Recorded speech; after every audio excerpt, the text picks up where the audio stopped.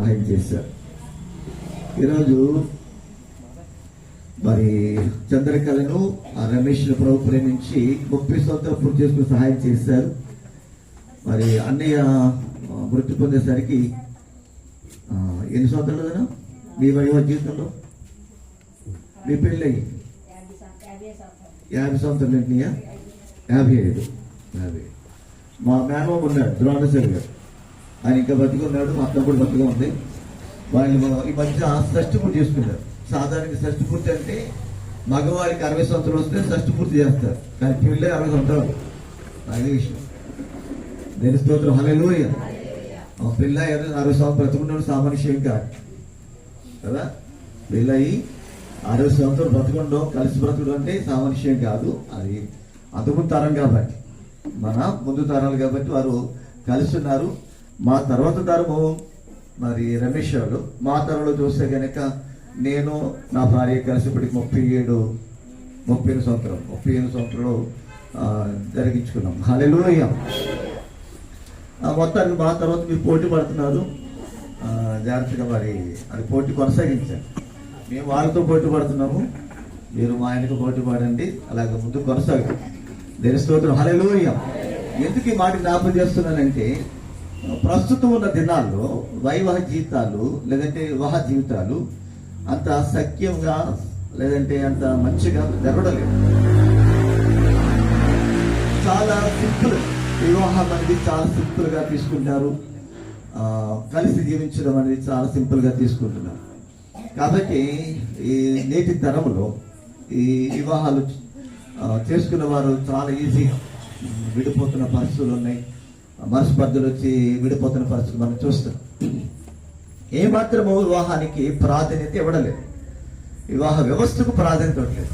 అదేదో casualty life అన్నట్టుగా మొత్తానికి దాన్ని చాలా సింపుల్ గా తీసుకుంటున్నాం. కానీ ఈ దినాల్లో మనము దైవభయం కలిగి భక్తి కలిగి పితరులు ఏ రీతిగా అనుసరించి నడిచారో మనము కూడా అలా నడవగలిగితే గనుక మన జీవితంలో గొప్ప ఆశీర్వాదం చూడగలుగుతాం. హల్లెలూయా, హల్లెలూయా.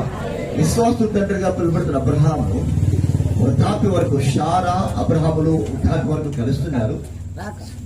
వాళ్ళు చాలా వయస్సు మీరేంత వరకు 170 సంవత్సరాలు అబ్రహాము కదా, 170 సంవత్సరాలు బ్రతికాడు. మరి షారా బ్రతికినంత కాలం ఆయనకే నమ్మకం ఉన్నాడు. మధ్యలో హాజరు ప్రక్కన పెడదాం, నమ్మకం ఉన్నాడు. తర్వాత షారా చనిపోయిన తర్వాత మళ్ళా ఆయనకి వివాహం చేసే పరిస్థితి ఏర్పడుతుంది. అది వేరే విషయం, దాని గురించి పక్కన పెట్టదు. వెంటనే జ్ఞాపకం చేస్తున్నారు. వారు మాదిరిగా ఉన్నారు. దాని ప్రకారం చక్కని జీవన శైలి వారు మన ముందుంచి మనకు సాక్షాత్తుగా మన మధ్య వరకు నిలబడుతున్నారు.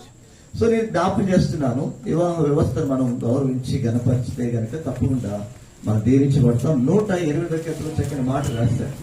యెహోవా భక్తులకి అడిగిన ప్రవర్తన నడిచే వారందరూ ధన్యులు. నిశ్చయం గారి చేతుల కష్టాన్ని లభిస్తావు. నీ ధన్యుడు, నీకు మేలు కలను. నీ లోకిట నీ భార్య ఫలించేది ద్రాక్షవల్లి ఉండను.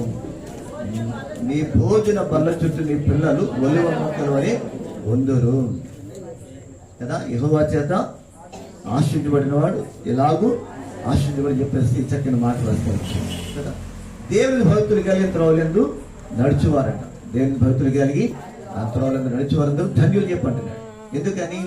వారి కష్టాలను అనుభవిస్తారంట. వారి భార్య ఫలించే ద్రాక్షలు ఉంటుందంట. పిల్లలేమో ఒలువ మొక్కలు ఉంటారంట. అంత మాత్రం కాకుండా మరి దేవుని చెడ్డ స్త్రీలు వారు ఆశ్రయపడతారంట. పిల్ల తరములను వారు చూస్తారంట. ఇవన్నీ శ్రేష్టమైన వాగ్దానాలు చూడండి. అంటే ఒక ఆదర్శత కుటుంబం ఇక్కడ 180 మనకు కనబడుతుంది. దేవుని భక్తులు గారి కుటుంబం. అలాగూ ఈ కుటుంబం నడిపించమని చెప్పి దేవుని సేవకుడిగా నేను కోరుతూ ప్రార్థిస్తున్నాను.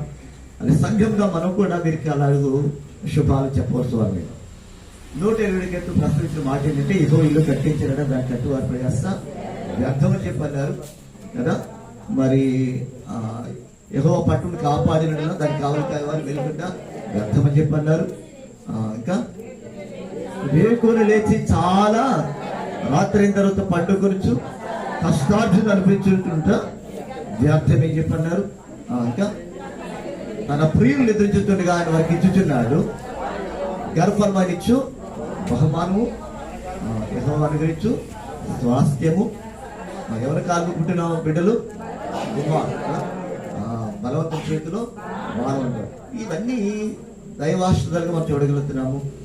కుటుంబ వ్యవస్థలు ఇవన్నీ మనము అనిపిస్తున్నాం. దేవుడే మన ఇంటిని కడితే గనక ఆయనే కాపాడుతాడు, ఆయనే పోషిస్తాడు, ఆయనే సంరక్షిస్తాడు, ఆయనే బిడ్డలిచ్చి దీవిస్తాడు. ఇవన్నీ అక్కడ మనం చూడగలుగుతాం. ఈ 127, 108 కీర్తనలు. నేను చదివించిన లేఖన భావంలో చక్కని మాట కనబడుతుంది. మరోసారి చూద్దాం. 17 వచనం చూస్తే కనుక, నేను ఆయన చూడగా సచ్చిన వారి వలె ఆయన పాదముల యొద్ద పడి తిని, ఆయన తన కుడి చేతిని నా మీద ఉంచి నాతో ఇట్లను భయపడకము. ఆమె హల్లెలూయా. ఇక్కడ పద్మాసు దీపములో పరవాసిగున్న యోహాను దర్శనం చూస్తాడు. ఆ దర్శనంలో ప్రభు ప్రత్యక్షమై చెప్తున్న మాట ఏంటంటే, నేనే అల్ఫా ఒమేగా, నేనే అల్ఫా ఒమేగా, వర్తమాన భూత భవిష్యత్ కాలంలో వాడు నేనే అని సర్వాధిక దేవుడు ప్రభువు సర్వాధికారట. వర్తమాన భూత భవిష్యత్ కాలం ఉండేవాడు, వర్తమాన భూత భవిష్యత్ కాలం ఉండేవాడు. ఆయన సెలవిస్తున్న మాటలు ఏంటంటే, నేనే అల్ఫా ఒమేగా, నేనే ఆదియు అంతమని చెప్పేస్తాడు. నేనే ఆదియు అంతవాడు, మొదటివాడును కడపటివాడు, అన్నిటికీ మొదటివాడు కడపటివాడు ఆయనే. అల్ఫా ఒమేగా, అన్నిటికంటే ముందుగా ఉన్నవాడు, అన్నిటినీ కలగజేసినవాడు. అన్నిటికంటే ముందుగా ఉన్నవాడు, అన్నిటినీ కలగజేసినవాడు. అవునా? కాబట్టి ఆయన అల్ఫా ఒమేగా తను తాను ఇక్కడ ప్రత్యక్షపరుచుకున్నాడు, తను తాను పరిచయం చేసుకున్నాడు మరలా యోహానుతో. తర్వాత ఆయన అదృశ్య స్వరూపం గురించి ప్రస్తావించారు. ఆయన ఎలాంటి నేత్రాలు కలిగి ఉన్నాడో, ఎలాంటి వస్త్రం ధరించున్నాడో, ఎలాంటి మహిమను కలిగి ఉన్నాడో అక్కడ చెప్తూ వచ్చాడు. ఆ మహిమను చూడలేకనే ఈ యోహాను ఆయన పడిపోయాడు, సాగిలి పడిపోయాడు. సాగిలి పడిన తర్వాత చెప్తున్న మాటని సచ్చిన వారి వల్లే పడి తినండి. ఎలా ఉన్నాడంట? ఆయన భూమి మీద మనిషి కుమారుడు సంచరిస్తున్నప్పుడేమో ఆయన రొమ్మును అనుకున్నవాడు ఉన్నాడు, ఆయన రొమ్మును అనుకున్నవాడు ఉన్నాడు. కానీ ఇప్పుడు ఆ ప్రభావ దర్శనం చూసినప్పటికీ ఎలా ఉన్నాడు? సచ్చిన వారి వల్ల పడిపోయాడు. కానీ అప్పుడు ప్రపంచాడు తన కుడి చేతిని ఆయన మీద ఉంచి, కదా చూడండి ఇక్కడ, నీ కుడి చేతిని ఆయన మీద ఉంచి అనే మాట జ్ఞాపకం చేస్తున్నాం ఇక్కడ. ఎందుకంటే ఈ వారం మనము కుడి అనే అంశం ధ్యానం చేస్తున్నాం. ఏంటి? కుడి అనే అంశం ధ్యానం చేస్తున్నాం. దేవుడు తన కుడి చేతిని ఇక్కడ భక్తుడైన యోహాను మీద ఉంచాడంట. ఉంచి భయపడవద్దు అని చెప్పన్నాడు. ఏమన్నాడు? భయపడొద్దు, భయపడకము, మొదటి వాడును కడపటి వాడును దీవించేవాడు. కదా ఆయన చెప్తున్న మాట వినండి. నేను మొదటి వాడును, 8వ వచనం కూడా అదే చెప్పాడు. అల్ఫా ఒమేగా నేనేం చెప్పాను, ఆదియు అంతము. ఇక్కడ మరలా చెప్తున్న మాట ఏంటంటే, మొదటి వాడును కడపటి వాడు నేనే. తన కుడి చేతిని తన భక్తుల మీద చెప్తున్న మాట, నువ్వు భయపడవద్దు. ఇక్కడ ఈ కుడి చేతి అనే మాటలోని భావాన్ని జ్ఞాపం చేస్తున్నాను.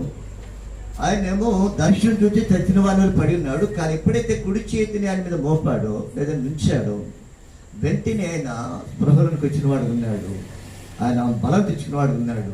కాబట్టి దేవుడిస్తున్న వాగ్దానం ఏంటంటే, నువ్వు భయపడకము. ఏంటి? భయపడ. నేను కుడి చేయని ఎందుకు జ్ఞాపం చేస్తున్నానంటే, అది భద్రతకు సూచన కనబడుతుంది, ఒక ఆశీర్వాదానికి సూచన కనబడుతుంది. సాధారణంగా పెళ్ళైన కొత్తలో, లేదంటే పెళ్లి సమయం, పెళ్ళైన కొత్త తర్వాత మాట్లాడుకుంటాం. పెళ్లి సమయంలో ఏం చేస్తారంటే, కుడి చేతి తీసుకెళ్ళి కుడి చేతులు పెట్టమంటారు. ఏం చేయాలంట?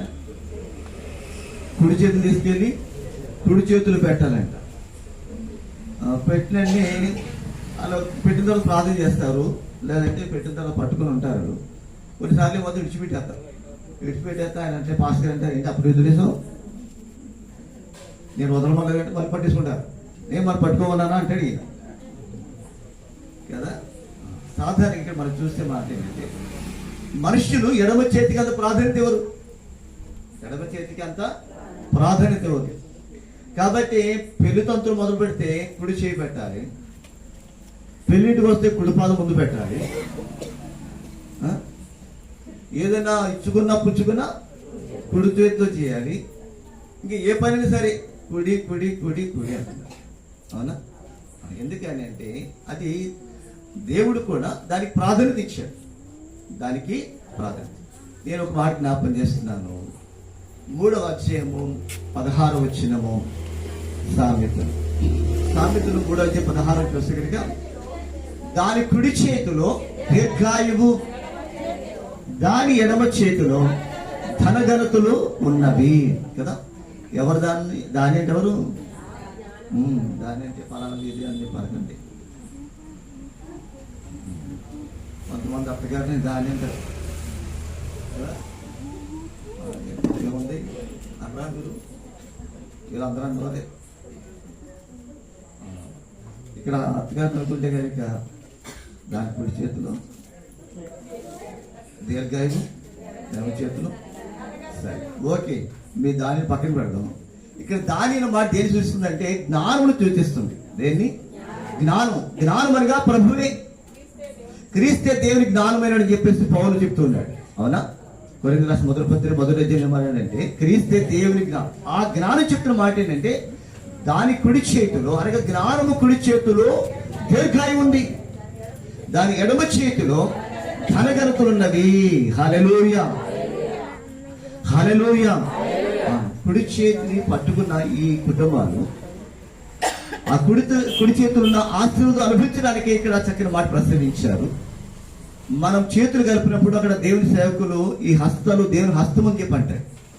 దేవుని హస్తము కాబట్టి అక్కడ దేవుడు ఆశీర్వదిస్తే కనుక ఆ కుటుంబంలో దీర్ఘాయుష్మను చూడగలుగుతాము. దీర్ఘాయుష్మను చూడగలుగుతాం. అంత మాత్రం కాదు, ఎడమ చేతులు ఉన్నదంట ధనఘనతలు. అక్కడ మనం ఈ పిల్లా పాపలతో సకలేశ్వరంతో ఆశ్రయించమని చెప్పి ప్రార్థన చేస్తుంటారు దేవుని సేవకులు. సో ఇక్కడ ఈ 2 మాటల యొక్క సారాంశం చూస్తే కనుక 2 చేతుల ద్వారా దేవుడు ఆశ్రయించేవాడే ఉన్నాడు. 2 చేతులు ఎత్తి దీవించేవాడైనా ఏ చేతులు ఎత్తి దీవించినప్పుడు కుడి చేతిలో దీర్ఘాయువు ఉంటే ఎడమ చేతిలో ధనఘనతలు కూడా అనిపించగలుగుతారు. హల్లెలూయా. మనకి మధ్య పాస్టర్ గారు వస్తున్నారు దూర ప్రాంతం నుండి, తాడేరు నుంచి. ఆయన వయసు ఎంతంటే సుమారు 100 సంవత్సరాలు దాటింది. ఈ 100 సంవత్సరాలు దాటినా సరే మరి భార్య భర్తలు చక్కగా హ్యాపీ చిలక గోరికలు అంటారే, ఏ గోరికలు ఆయన అంటారు కదా లోకంలో.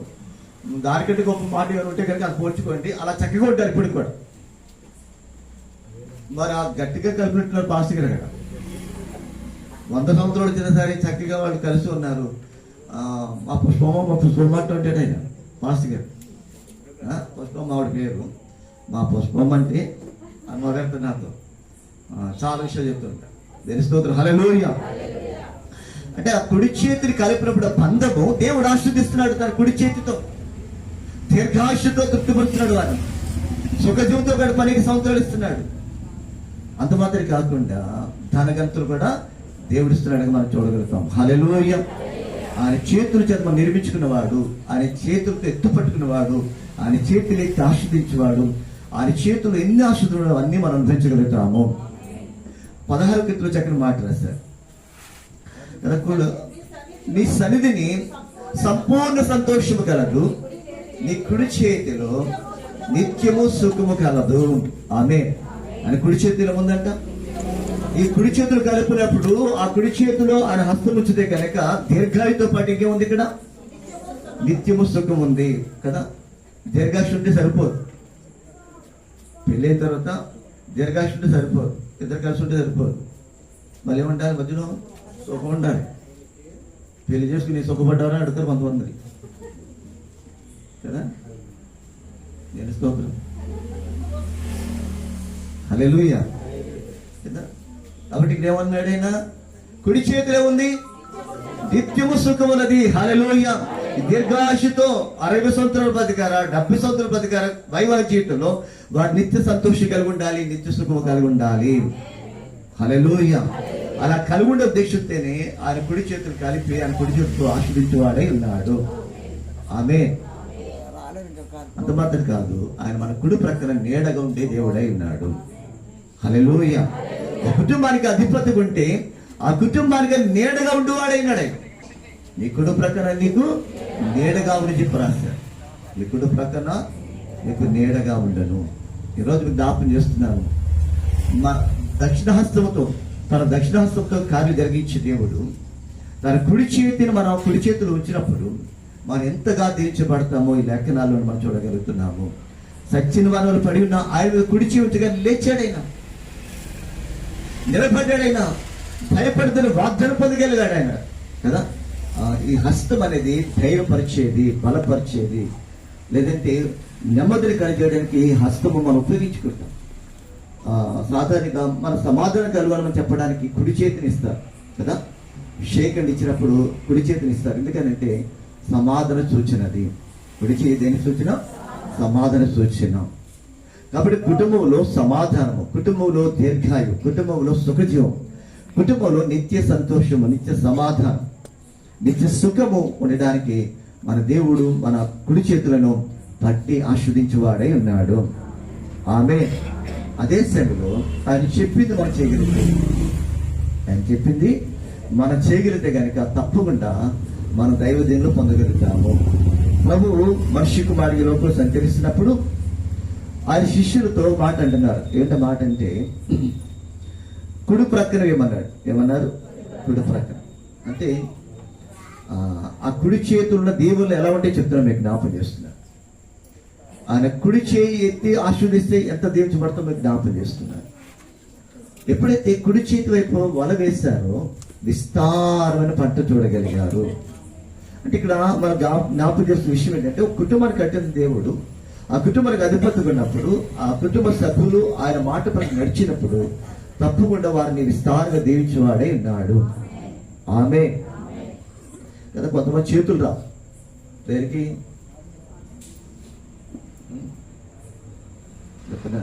వానగాది గ్రహించారు. విత్తడానికి చేతులు రావంట. అంటే దేవునిస్తులు విత్తడానికి చేతులు రావని చెప్తున్నాను గట్టిగా కదా. ఆమె హల్లెలూయా. విద్యుత్ ఎలాంటి ఆశలు ఉంటుందో చెప్పాను మాట జ్ఞాపకం చేస్తాను. 3 మలాకీలు మనం చూస్తే కనుక మన విద్యుత్ దానికి ఎంత పంట ఉంటుందో అక్కడ రాస్తారు. చదవండి 3:10 చదవండి ఒకసారి. మందిరములో ఆహారం ఉండినట్లు 10వ భాగవంతయు నా మందిర నిధులకి తీసుకురండి. ఇది చేసి మీరు శోధించినడలా ఆకాశ వాకులు విప్పి పట్టజాల విస్తార దీవులను కుమ్మరించేదను. హల్లెలూయా. కదా దేవుడు కుమ్మరిస్తాడంట. ఎన్ని దీవెనలు? పట్టజంత విస్తారం దేవుని కుమ్మరిస్తాడు. మనం విత్తగలిగితే, మన కుడి చేతులతో దేవుని ఘనపరిచి గౌరవించి విత్తగలిగితే గనక, ఆయన మన ఆశించిన కొద్ది మనం విత్తగలిగితే గనక, ఇక్కడ రాసిన మాట అంటే పట్టజాలంత విస్తార దీవులు. ఆమె విస్తార దీవులు కావాలంటే మనం కూడా చేయాల్సింది చేయాలి. మనం కూడా చేయాల్సింది చేయాలి. మాకు తెలిసి చిన్నప్పటి నుంచి మా అమ్మగారు నా చేత కానుక తీయించారు. చిన్నప్పటి నుంచి మా ఇంట్లో విశ్వాని బాక్స్ ఉండేది. ఆ బాక్స్లో కానుకలు వేయించేవారు, నా చేత తీయించేవారు. ప్రథమ గుర్తులు తీయించేవారు. భోజనాల కొరకు ప్రథమ గుర్తు తీయించేవారు. అలాగూ మా చేత దేవునికి ఇవ్వాల్సిందని అప్పటి నుంచి నేర్పించారు. మేము దేవుని ఎందుకు భక్తులు కలిగి ఉండకపోయినా కూడా లోకములు జీవిస్తున్నప్పుడు కూడా భయంకర జీవితం జీవించాం. మీ అందరూ తెలుసు. అలాంటి జీవితం జీవిస్తున్నప్పుడు కూడా దేవునికి అవసరం ఇచ్చాం మేము. అలాంటి జీవన జీవిస్తూ కూడా దేవునికి ఇవ్వాల్సింది, దేవుని సేవకునికి ఇవ్వాల్సింది, దేవుని గొప్ప చేస్తుంది చేస్తాం. అలా చేశాం కాబట్టి ఈ రోజు కూడా అది కొనసాగుతుంది. కాబట్టి మా కుటుంబంలో దీవెనలు మనం చూడగలుగుతున్నాము. హల్లెలూయా. ఆర్థిక పరంగా కావచ్చు, లేదు కుటుంబ పరంగా కావచ్చు, బిడ్డల విషయంలో కావచ్చు, మేము దీవెని చూడగలిగాము. కారణం అంటే మేము దేవునిలో విత్తాము కాబట్టి విస్తారమైన దేవుని మేము చూడగలుగుతున్నాం. హల్లెలూయా. కాబట్టి కుటుంబం కట్టబడిన తర్వాత దేవుని ఆశ కనిపిస్తున్న కుటుంబం, దేవుని కుడి హస్తము చేత పట్టుకొని నడిపించబడుతున్న కుటుంబము దేవుని వాక్య ప్రకారం జీవించగలిగితే కనుక విస్తారణ పంట చూడగలుగుతారు, విస్తార దీవెనలు చూడగలుగుతారు. అంత మాత్రం కాదు, మనం చేయవలసిన పని ఇంకోటి ఏంటంటే, దేవుని సొంతకు వచ్చి మనం చేయవలసిన పని ఏంటంటే మన కుటుంబం కొరకు మనం ప్రార్థన చేయాలి. ఏమిటో ప్రార్థన అంటే, నా బిడ్డలు నీ స్థల్లో కనపడాలి. కుడివైపున ఒకరు, ఎడవైపున ఒకరు. తల్లి అడిగింది కదా, ఆ తల్లి అడుగుతుంది కుమారుల తల్లి అడుగుతుంది. ఏమని అడుగుతుంది? కుమారులు వచ్చి నమస్కారం చేసి ఒక మనవి చేయబోగా ఏమి కోరుచున్నావని ఆయన అడిగాను. అందుక ఆమె, నీ రాజ్యములో ఈ నా ఇద్దరు కుమారులు ఒకరు నీ కుడివైపున ఒకరు నీ ఎడవైపున ఉండవాలని సర్వమని చెప్పేసి ఈ స్త్రీ అడిగినట్టు మనం చూస్తాం. దేవుడు ప్రభనేస్తూ మనిషి కుమారులోకి సంచరిస్తున్నప్పుడు ఒక స్త్రీ వచ్చి అడుగుతుంది, తన బిడ్డలు ఎక్కడ అని చెప్పి కోరుకుంటుందని ప్రభు రాజ్యంలో ఉండాలి, అది కూడా కుడివైపున ఒకరు ఎడవైపున ఒకరు ఉండాలని చెప్పేసి కోరుకుంటుంది. ఏదో జ్ఞాపం చేస్తున్నాను, దేవుడి చేత దీవించబడిన కుటుంబం తప్పకుండా వారి బిడ్డలు ఎక్కడ కనబడి కోరుకోవాలి? దేవుని రాజ్యములో. ఎక్కడ? దేవుని రాజ్యంలో అని చెప్పి కోరుకోవాలి. అలా కోరుకుంటే కనుక తప్పకుండా దేవుడు అనుమతించేవాడే ఉన్నాడు. నిశ్చయంగా మరి ఆ ఇద్దరు కుమారులు ఎవరు తెలుసా? ఆ పేర్లు ఎవరు తెలుసా? ఎవరు ఆ పేర్లు తెలుసా? ఇద్దరు కుమారులు జబదే కుమారుల పేర్లు తెలుసా? ఎవరు చెప్తున్నారు? మా పక్కింటోళ్ళు కాదని బాబు అంటారా? వాళ్ళ పేరు తెలియదు, మా పక్కింటోళ్ళు కాదన్నారా?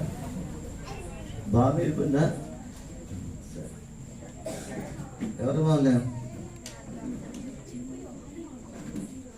ఎవరు? చంద్ర ఏ గమనించారు? వెనకబడున్నారా? ఈ భాస్కర్ గారు వెనకబడితే కోరు కదా. పేర్లేంటి? ఎవరు వాళ్ళిద్దరు? యోహానును యాకోబు కదా, అన్నదమ్ములు. వాళ్ళిద్దరు శిష్యుడు, ప్రభు శిష్యుడు. అందులో ఒక ఆయన ఇప్పుడు పద్మాసనములు పడిపోయి ఉన్నాడు అక్కడ కదా. ఆ ప్రభు బ్రతికించి నిలబెట్టాడు, భయపడదని చెప్పాడు. సరే, జ్ఞాపకం చేస్తున్నాను. వారు దేవుని రాజ్యం ఉన్నారు లేదా? గ్యారెంటీ ఉంటారు. తల్లి చేత ప్రార్థన ప్రభు విన్నాడు లేదా? విన్నాడు. కాబట్టి మహిమరాజులు ఉన్నారు. అలాగే మన కుటుంబాలు కూడా మహిమరాజులు ఉండాలంటే దేనిలో మనం ప్రార్థన చేసే వారమే ఉన్నాము. హల్లెలూయా. సాధారణంగా మనము ఇంటికి వచ్చిన వారికి పిల్లలు చిన్నపిల్లలు ఉన్నారనుకోండి, పొరపాటుని ఎడమ చేతి ఇచ్చారనుకోండి, కుడి చేతి అంటారు. కుడి చేతితో షేక్ అండ్ ఇవ్వాలి, కుడి చేతితో పెట్టాలి, పిల్లలకి నేర్పిస్తాం. కానీ మనకి ఇవ్వాల్సింది దేనికి వస్తుంది? మనం ఇవ్వం. అక్కడికి వచ్చాను. కాబట్టి కుడి చేతిని మీరు బలపరుచుకుని దేశంలో బలముగా గొప్పలు విత్తితే కనుక బలమైన దేవుడు ఆశీర్వదించి భూలోకి మాత్రమే కాదు, మీరు చేసిన మనమైన భక్తి పరలోకమందు నిత్య రాజ్యంలో మీ బిడ్డలు కూడా ఉంటారు, మీతో పాటు మీ బిడ్డలు కూడా ఉంటారు. అలాంటి భక్తి విధానం మనం కలిగి ఉండాలని చెప్పి నేను వాక్యాన్ని బట్టి మీకు జ్ఞాపకం చేస్తున్నాను. ఈరోజు ప్రపంచవ్యాప్తంగా ధార్మిక దినాలకు వస్తున్నాము. ఇటు దుర్దినాలు ఒక ఆదర్శుడి కుటుంబంగా మీరు ఉండాలి. వైవాహిక జీవితంలో సంవత్సరము దీర్ఘాయుష్మంతులుగా అనేక మందికి మాదిరిగా కనబడాలి. మీరు చిన్న చిన్న గొడవలు వస్తాయి, ప్రతి కుటుంబంలో గొడవలు వస్తాయి, చిన్న చిన్న ప్రగాదాలు వస్తాయి, మనస్పర్ధలు వస్తుంటే కోపతాపాలు వస్తాయి. అంత మాత్రం చేత విడిపోకుండా దాన్ని అక్కడితో బ్రేక్ చేయకుండా, లేదంటే అలాగే కోపాన్ని ఉంచుకోకుండా మీరు ఒకరొకరు ప్రోత్సహించుకుంటూ బలపరుచుకుంటూ క్షమించుకుంటూ దేని వాక్య ప్రకారం లోబడుతూ ప్రేమించుతూ ఒకరొకరు గౌరవించుకుంటూ మర్యాదగా జీవించగలిగితే కనుక మరి ఇంకా అనేక సంవత్సరాలు ఈ వైవాహిక అనేక సంవత్సరాలు చూడగలుగుతారు. 40 సంవత్సరాలు మరొకసారిలాగా మనం కూడుకొని కృతజ్ఞతాస్తుతులు చెల్లిస్తాం. ఆమె నీ పెళ్లి కూడా నేను ఉన్నానే పైన భయపెట్టారు కదా రమేష్ పైన. అదే మూర్తి గారు తర్వాత గాబ్రియల్ గారు పెళ్లి చేశారు. మరి గొప్ప దైవజనులు వారు ఇద్దరు కూడా, మామూలు దైవజనులు కాదు. వారి కుడి హస్తాలు బలం ఉంది, దేవుని చేత వారి కుడి హస్తాలు బలపరచబడ్డాయి. ఆ బలమైన హస్తాలు మీ మీద నుంచి మిమ్మల్ని దీవించారు, మీ కుడి చేతులు కలిపారు, అలాగే పట్టుకుని నడవండి. మొత్తం బాగానే కలిసి వచ్చింది మీకు గుడి. దేవుని స్తోత్రం. హల్లెలూయా, హల్లెలూయా. దేవుడు తెలియకుండా ఇలాంటి వాక్యాలు వచ్చేస్తుంటాం మనకి. ఈరోజు మీకు వాట్సాప్లో పంపించిన వాక్యం ఇది అనుకుంటాం కదా. దాని బేస్ తీసుకుని వాక్యం చెప్తాను కదా నేను. మొత్తానికి ఈరోజు మీకు ఆ వాక్యం వచ్చింది. ఉదయకాలం ఒకవేళ నేను ధ్యానం చేస్తుండే వాక్యం ధ్యానం చేస్తుండే కనుక మొదటివాడు కడపటివాడు జీవించేవాడు వృత్తిని ఏదైనా అంశాన్ని తీసుకుని వాక్యం ఇప్పుడు పొద్దున ఆకుడు సరిపోయి వాక్యుడు దాంట్లో ఆమె. కాబట్టి జ్ఞాపకం చేస్తున్నా, ఏడు వాక్యం మనం పద్ధతి చేసుకోవాలి, దాన్ని ఉపయోగించుకోవాలి, దాన్ని మన వ్యక్తి జీవితం గమనించుకోవాలి, దాన్ని గౌరవించి గణపతి హత్తుకు నమ్మడిస్తే కనుక దైవ దేవులు పొందగలుగుతాము, దైవాశోదాలు పొందగలుగుతాం. కాబట్టి నేను జ్ఞాపకం చేస్తున్నాను, మీ చేతులు కలపబడ్డాయి. ఆనాటి నుండి మీరు ఒకరినొకరు మరి ఒకవేళ ఎవరు ముందుకు వెళ్ళిపోతారో వెళ్ళిపోయిన వారికి ఇప్పుడు చేతున్న టాట చెప్పి అప్పటి వరకు మీరు కలిసి ఉండడానికి గట్టిగా పట్టుకొని ప్రభు ఒకరు జీవించడానికి ప్రభువుకి సహాయం చేసి నడిపించాలి ప్రార్థన చేస్తూ చివరిగా 180 మాటలు రాస్తారు. దేవుని భక్తులు వెళ్ళిన వారి కుటుంబం ఇలాగూ ఆశీర్వదించి మాట్లాడారు కదా. ఆ మాట చదువుదాం. యెహోవాను భక్తులు వెళ్ళిన వారు ఇలాగూ ఆశ్రయించబడును. సియోను నుండి యెహోవా నిన్ను ఆశీర్వదించిన మాట్లాడారు. సియోను అనగా ఉన్నత పర్వతము, ఉన్నత స్థాయిని సూచించే పదం అది సియోను అనే పదం. సియోను పర్వతము దేవుని పర్వతము, యెహోవా పర్వతము, యెహోవా సింహాసనం చెప్పబడింది. అక్కడి నుంచి ఆయన ఆశీర్వదిస్తే కనుక ఆయన ఆశీర్వాదం ఉన్నతమైన ఆశీర్వాదమై ఉంటుంది. ఆమె మన దేవుని గౌరవించి గణపరిచి కుటుంబ వ్యవస్థను గౌరవించి గణపరిస్తే కనుక ఉన్నతమైన ఆశీర్వాదం చూడగలుగుతాము. పిల్ల పిల్ల తరములను మీరు చూచేతని చెప్పి మాట్లాడారు. జీవితకాలం అంత్యం యెరూషలేము క్షేమం కలుగుట మీరు చూచేదారు. మీ పిల్లల పిల్లలను మీరు చూచేదవు. ఇశ్రాయేలు సమాధానం ఉండును గాక. ఆమె ఈరోజు ఇశ్రాయేల్ దేశంలో చాలా గొడవలు గందరగోళాలు ఉన్నాయి. కానీ మీ జీవితకాలం అంతా కూడా యెరూషలేము క్షేమం కలిగితే మీరు కోరుకోవాలి. యెరూషలేము క్షేమం ఉంటే మనం కూడా క్షేమంగా ఉండగలుగుతాము. కాబట్టి సియోను నుండి అనగా ప్రభు నివసించే స్థలము సియోను. అక్కడి నుంచి ఆయన ఆశీర్వదిస్తే కనుక అది ఎన్నిటికి ఆశ్చర్యకరంగా ఉంటుంది. వీరికో ప్రార్థన చేయాలి. ఆయన ఆశీర్వదిస్తాడు, గ్యారెంటీగా ఆశీర్వదిస్తాడు. మనం కూడా ప్రార్థించాలి. సమూయేలు 2వ గ్రంథం 7వ అధ్యాయంలో దావీదు ప్రార్థన ఏంటంటే, నీ దాసుడైన కుటుంబము నిత్యము నిష్ఠలో ఉండినట్లు దాన్ని మీరు ఆశీర్వదించమని చెప్పి కోరుతాడు కదా. కుటుంబం ఎక్కడ ఆశీర్వదించాలి? కుటుంబ వ్యవస్థను ప్రారంభించిన దేవుడు కుటుంబాన్ని ఆశీర్వదిస్తాడు కనుక ఈయన ప్రార్థన చేస్తున్నాడు. నా కుటుంబం నిత్యము నిష్ఠలో ఉండినట్లు దానిని ఆశీర్వదించము. ఆమేన్, హల్లెలూయా కదా. మనం ఏం ప్రార్థన చేయాలి? మన కుటుంబం ఎక్కడ ఉండాలి? నిత్య మనసులో ఉండినట్లుగా దానిని ప్రతి ఈ భూమి మీద ఎంతకాలం జీవిస్తామో ఆ జీవితకాలం అంతా కూడా దేవునితో మన కుటుంబాలు కనపడాలి. ఆమేన్. రమేష్ కుమార్ గురించి చక్కటి సాక్ష్యం విన్నా నేను. మందిర పరిచయం ఎక్కువ చేస్తాడంట. మందిరంలో పరిచయం ఎక్కువ చేస్తాడంట.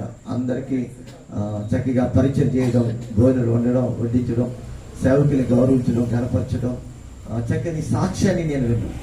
నిజంగానే ఆ మందులు నాటుబడి గొప్ప భాగ్యం. మందులు నాటుబడడం అనేది గొప్ప భాగ్యం. కాబట్టి అలాగే మీ బిడ్డలు మందులో నాటుబడి కదా. చక్కని మాట రాసిన 92వ కీర్తనలో మందులు నాటుబడి వారి నుంచి రాసిన మాట అంటే చదవండి.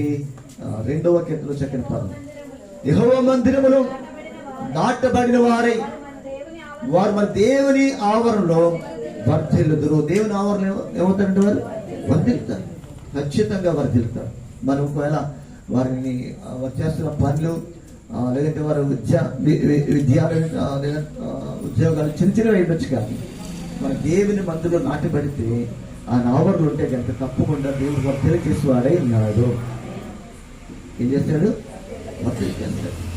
ఉదాహరణకి సమూయేలు దేశంలో వర్ధిల్లాడు, దానియేలు దేశంలో వర్ధిల్లాడు. వీరందరూ దేశంలో ఉన్నవారు అలాగూ వారిని దేవుడు వర్ధలు చేస్తాడు. అని కుమార్తె కుటుంబాన్ని కూడా మనం దీవించినట్లు ఆ కుటుంబం కొరకు మనం ప్రార్థన చేద్దాం. కుటుంబం కట్టిన దేవుడు ఫలించడం కూడా సహాయం చేసేవాడు. ఆయన గర్భంలో యెహోవాను గురించి బహుమానం కదా. వారు కూడా ఫలించడానికి సహాయం చేయనట్లు అలా కుమార్ దేశంలో వర్ధిల్లినట్లు దేశంలో మనం ప్రార్థన చేద్దాం. మరొకసారి ప్రభు కుడి హస్తములో దాచబడిన ప్రతి ఆశీర్వాదం దేవుడు కనికరించి నడిపించుడు కాక. నా సమయాన్ని బట్టి ముగిస్తానికి మందిరంలో పరిచయం ఉంది కాబట్టి ముగిస్తాను. ఇంకా చాలా విషయాలు ఇక్కడ ఆగిపోయి అయినప్పటికీ మీరు ఇంకా ధ్యానం చేయొచ్చు. కుడి చేతిలో ఉన్న దీవెన గురించి మీరు ధ్యానం చేయవచ్చు. ఎడమ చేపడి ఒక మాట జ్ఞాపకం చేసి ముగిస్తాను. 2:6 ప్రసంగి పరమగీతము 2:6 చూస్తే కనుక పరమగీతము 2:6 అతని ఎడమ చేయి నా తల కింద ఉన్నది, అతని కుడి చేయితో నన్ను కౌగలించుచున్నాడని మాట్లాడారు. అతని ఎడమ చేయి నా తల కింద ఉన్నది, కుడి చేత అతను నన్ను కౌగలించుచున్నాడని మాట్లాడారు కదా. ఆయన బిడ్డలు ఎత్తుకున్నారు అనుకోండి, ఎలా ఎత్తుకుంటారు? ఎడమ చేయి తప్పకుండా తల మీద కలుగుతుంది, కుడి చేత ఇలాగా పట్టుకుంటారు, ఎత్తుకుంటారు కదా. తప్పకుండా దేవుడు ఒక బిడ్డను లాలించినట్టుగా మన కుటుంబాన్ని కూడా నడిపించేవాడే ఉన్నాడు. ఆయన మనం సృష్టించిన సృష్టికర్త. ఆయన మన భర్త అయినాడు. రాస్తాడు ఏమైనాడైనా భర్త అయినాడు. భర్త అయిన దేవుడు మన అలా ఎత్తుకుని నడిపించేవాడు. ఇప్పటి వరకు కదా 46 మనం చూస్తే కనుక 46 గర్భంలో పుట్టిన మొదలు అంటాడు. తల్లి ఒడిలో కూర్చొని మొదలు కానీ ముది మొత్తం వరకు ఎత్తుకునేవాడు నేనే. 40 లేని వరకు ఎత్తుకునేవాడు నేనే చేస్తున్నాను. తక్కి పెట్టుకునేవాడు నేనేం చెప్పాను. ఎత్తు గురించి రక్షించేవాడును నేనేం చెప్పేస్తాను. కాబట్టి ముది మొచ్చు వరకు ఎత్తుకునేవాడు ఆయన. మనం ముది మొచ్చు వరకు మనం ప్రమాణాలు చేస్తాము, ఒకరికొకరు తోడుగా ఉంటాం. దేని వాక్య ప్రకారము ఒకరికొకరు ఆదరించడం ఈ వాక్యం మనం చూస్తాం. భార్య భర్తలు దేవుడు ఎత్తుకోవడం అంటే, దేవుడు కౌగలించుకోవడం అంటే, భార్య భర్తల మధ్య ఆ ప్రేమ ఉంది. ఒకరొకరు ఆదరించుకోవడానికి, ఒకరొకరు బలపరచుకోవడానికి, ఒకరొకరు ధైర్యపరచుకోవడానికి ఈ మాటలు జ్ఞాపకం చేస్తున్నారు. ఆర్థికంగా దేవుడు మనం ఆదరించేవాడు, ధైర్యపరచేవాడు, బలపరచేవాడు. కనుక ఈ మాటల్ని గ్రహించి ప్రభుత్వ జీవితం కుడివైపునకు ఎడవైపును వ్యాపించడం మాట కూడా వాడాడు కదా. ఇదే యశంలో మనం చూస్తే కనుక 54వ అధ్యాయం 2వ చూస్తే కనుక నీ గుడారపు స్థలం విశాలపరచము, నివాస స్థలపు తెరలు నిరాటకు సాగనిమ్ము, నీ త్రాళ్లను పొడుగు చేయము, నీ మేకులను దిగగొట్టము, కుడివైపునకును ఎడవైపును వ్యాపించేటము, నీ సంతానము అన్య జన్మల దేశమును స్వాధీనపరచుకును, పాడిన పట్టణములను నివాస స్థలముగా చేయము. ఇక్కడ ముందే చెప్తున్నాడు, గుడారములు విశాలపరచమని చెప్పండి. గుడారం ఇదేది, ఎందుకని నువ్వు కుడివైపునకు ఎడవైపునకు వ్యాపిస్తావు కాబట్టి గుడారం విశాలపరచండి. నీ సంతపు వారిని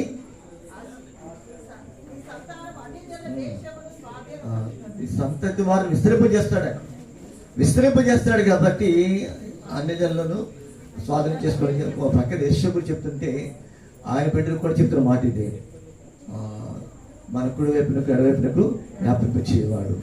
కాబట్టి మీ పోషణ కింద పైన విశాలపరచుకోవడానికి అవకాశం ఉందా? అదే బిడ్డలకు దీవించిన తర్వాత గర్భాలు వస్తుంది. ఆ గర్భాలు దీవించినప్పుడు మరింత వ్యాప్తి చెందుతారు కాబట్టి, విస్తరిస్తారు కాబట్టి విశాలపరచుకుని చెప్పాలని దీవిస్తున్నారు. ఇల్లు కట్టుకుని తక్కువ కట్టుకోండి. ఆమె చెప్పే ఆమె చెప్పాలి. దేవుని వాక్యంతో ఆమె చెప్పుకోవడమే. ఆమె ఏం చెప్పు తీసుకోవాలండి, మనం అడిగి తీసుకోవాలి. కొన్నిసార్లు ఎలా చెప్తున్నప్పుడు ఆమె చెప్పేస్తే దొరికేస్తుంది అనుకుంది. తర్వాత చంద్ర మాట్లాడుకుండా అన్నాడు, నేను సృష్టించిన వాడికి భర్త అనమాట. నేను సృష్టించిన వాడు నీకు భర్త. ఇది భరించేవాడు ఆయన. మన సృష్టికర్త మనం భరించేవాడు కాబట్టి కుటుంబంలో భర్త ఎలాగా భరించాలో అలాగే తండ్రి దేవుడు మనందరినీ భరించినవాడు, మన కుటుంబాన్ని భరించినవాడు, మన వ్యక్తి జీవితాన్ని భరించినవాడు ఆయన. కనుక ఆయనకి అప్పగించుకుందాం. మీ కుటుంబాన్ని కృపాస్తలకు అప్పగించుకోండి, కరుణాహస్తాలకు అప్పగించుకోండి. ఆయన కుడి చేతిలో దాచిపడిన ప్రేరులన్నీ మీ కుటుంబానికి ప్రభావం దీవించును గాక. తండ్రికి మన పరిశుద్ధాత్మ ఈ మాట మన ధ్యానం దీవించును గాక. ఆమె ప్రార్థన చేద్దాం. మరి మన మధ్య సరళిగా ఉన్నారు దేవుని సేవకులు. సమయం బట్టి నేను ఇవ్వలేకపోయిన మీకు అవకాశం, సమయం ఆలస్యమైంది కనుక ప్రార్థన చేయండి. ఇజ్రాయేల్ గారు ప్రార్థన చేస్తారు. పరలో ప్రార్థన శుద్ధి కార్యక్రమం.